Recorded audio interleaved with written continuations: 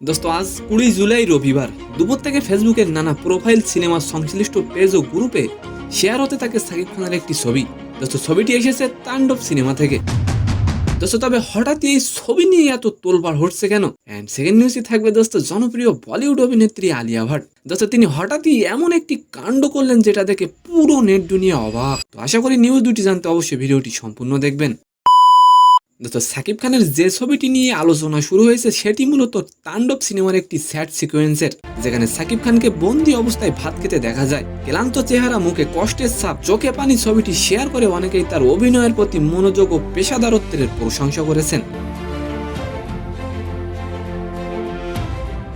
দোস্ত বরবাদ খ্যাত নির্মাতা মেহেদী হাসান লিখেছেন, সাকিব খান যখন পর্দায় থাকেন তখন সেটা অভিনয় নয়, তাই এক প্রকার আধিপত্য। দোস্ত মূলত সবাই সাকিবের অভিনয় দেখে মুগ্ধ হয়েছেন। দোস্ত আর এবার আলোচনা করবো আলিয়া ভাটকে নিয়ে। দোস্ত আলিয়া ভাট তার ড্রাইভার ও গৃহকর্মীকে 1,14,00,000 টাকা দিলেন। দোস্ত নিজের গাড়ি চালক ও গৃহকর্মীকে বাড়ি কেনার জন্য তিনি এই অর্থ দিয়েছেন, আর এর ফলে বর্তমানে তিনি প্রশংসায় ভাসছেন। তো সম্মানিত দর্শক, আজকের ভিডিওটি কেমন লাগলো অবশ্যই কমেন্ট বক্সে জানাবেন। আর ভিডিওটি যদি ভালো লাগে অবশ্যই একটি লাইক দিয়ে আমাদের চ্যানেলটিকে সাবস্ক্রাইব করে দিবেন। ধন্যবাদ।